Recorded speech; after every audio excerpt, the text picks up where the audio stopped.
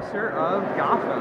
Hello, hello. Hello. Hey, everybody. All right, diving right into it. That's that wins. 3 minutes. Let me dive right into it. Yes. I would love to get a sense of the evolution of this thing. You know, for the idea of it doesn't seem natural to do a prequel to Batman in a sense. So, Okay, well, it started with conversations between me and Peter Roth at Warner Brothers and Jeff Johns at DC. And I was reluctant to do a superhero show, but not because I don't like them, but just because I don't really know how to do people with superpowers. Because as soon as a superhero walks onto the screen, then human beings are diminished. And as soon as they walk out of frame, you're waiting for the superheroes to come back. So it was that sort of logistical problem that I was looking at initially. And then my son, actually, my now 12-year-old son, suggested Commissioner Gordon as a DC character who doesn't have superpowers. And that got me thinking, and then it was the nut of the idea is what if Gordon was the cop that originally investigated the Wayne murders. That would give you a starting point and allow you to tell that saga from a much earlier point than was usually started, without ever having to get into a cape and cowl thing or superpowers. That in essence. And then as soon as it became clear that they gave you a chance to do the origin stories of all of these great characters in a really in-depth kind of way, then it was a natural, because I think origin stories are the best kind of stories. Was Bruce's origin always supposed to be as in-depth as it's going to be, or did that change? It changed when we got David Mazouz in the role, because he is hands down the best young actor I've ever worked with, or anyone. I mean, I don't know of any better young actors. He has profound understanding of human emotion and a kind of focus and concentration and energy that allows you to play adult themes with a kid. The danger was, in which we tried to steer away from initially, was that if you have a kid in a lead role, then it's a kid's show, and you have to sort of write it to the kid. But with David, he understands and can play very complex, difficult, dysfunctional, or sometimes scary stuff. So he's both, the core of the show is Gordon, he's the moral center of the show, but certainly Bruce Wayne will play a much larger part in the show than we had initially thought, just because we had that opportunity. Which was the toughest character to cast? What? Which was the toughest character to cast? The toughest character to cast was Bruce Wayne. Although he immediately emerged as the lead guy. It's such an important cast, and it's so dangerous to cast the wrong person in the role that it took a lot of negotiation and back and forth so that everyone was happy and comfortable that he was the guy. Are we going to see any more Easter eggs and characters pop up throughout the season? Yeah, absolutely. It's very much an Easter Bunny type of show. That's the fun of this world, is that there are expectations and people look forward to seeing particular characters, and we will deliver on that. It's kind of playing with house money, as far as I'm concerned, as a writer, because it's exactly those expectations that you can either twist around or undercut or go over the top with and surprise people. That's the fun of writing it, and I hope it will be the fun of watching it. You talk about the kids. Obviously, characters like Poison Ivy and Catwoman are two of the most sexualized characters in comic books. They use their sexuality in their prime. How do you approach that? Obviously, these are children. They haven't gotten to that point in their lives yet, but people have that view of those characters. How do you approach that? By treating it as natural. They won't, as they grow up, they won't be as sexualized as the characters are in the comic book. Not to get into why they were that way, but it's a kind of visual thing. You could say that the men are also sexualized, but you don't see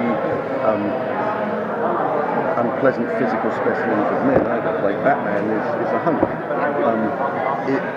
A big part of the unspoken attraction of those characters is that they're very big, handsome guys. So, which is not to say that we're going to create unsexual versions of those characters, but we won't have to rely, because we will know them as people and we will know them from when they were young. We won't have to rely on the visual pop of you know, a bustier, as like that's the character. She's got a bustier on. There's more to it. Can you talk a little bit about how the show is going to play out week to week? Like, is it going to be a case that he's working on, or? Yeah, I mean, the framework of the show is Gordon and Bullock, and their week-to-week work as detectives in Gotham. And then Gotham is very much a central character in the show. So yeah, there will be in essence, a procedural framework, a crime of the week. But whilst telling a serialized story many serialized stories, in fact, that carry on basically over the arc of the whole show. And that's the fun thing about it in terms of writing it, is you get to do, you know, the standalone stuff, and you get to tell a much bigger and more engrossing saga. So it's procedural plus saga.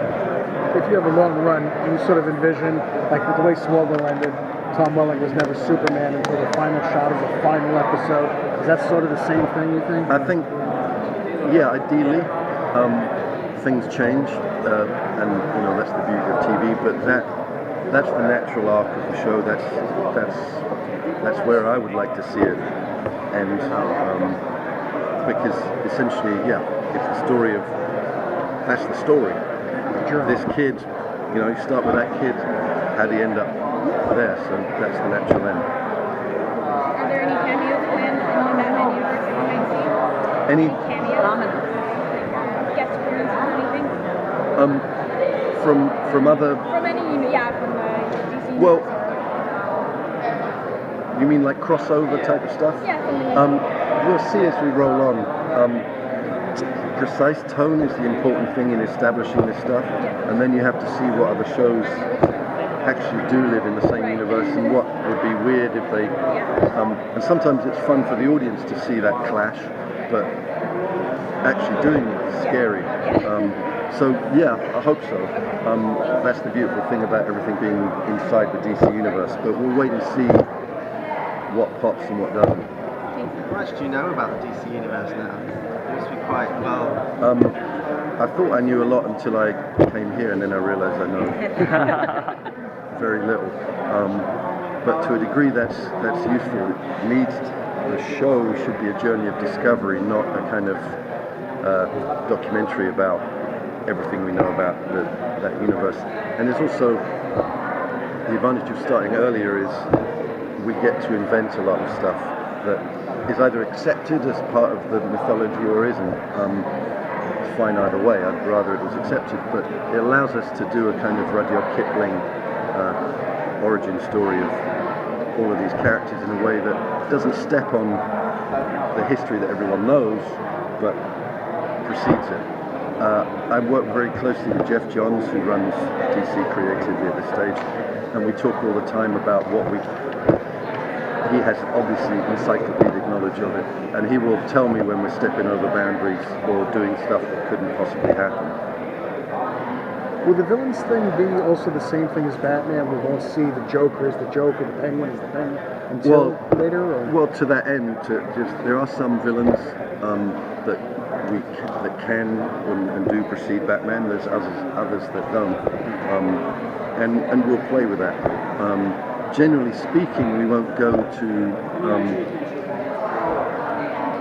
the full theatrical spandex costume aspect of the villains, them fully fledged, because it's almost not consonant with the world. What we'll be doing is portraying a world and a process that leads to that. That's okay. Joker didn't sort of think of his shtick all by himself. There must have been someone before, and he's that's a good shtick, that would work, I could work with that and make it better. Same with Batman, there must have been other vigilantes before him who didn't pull off such a good act. So we'll play with that stuff. So they have other vigilantes. Last question. Look, I always think in terms of the long run. I'm thinking in terms of like, what if this is a 7-year show? How do we play things out? So yeah, there will be vigilantes, there will be all kinds of precursors of famous characters and the famous characters themselves in early stages of their life. But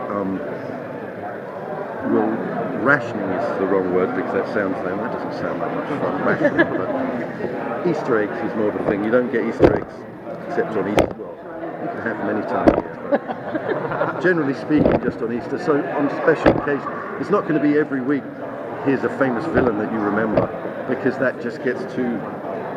Plus, within 1 year, you're down to the... I won't insult any of the characters by saying those are kind of tertiary characters, but some of them are, you know, and you want to wait a few years before you have to go to... Yeah. Thank you. Thank you so much. Thank you very much. Pleasure. Mr. Heller. Yes.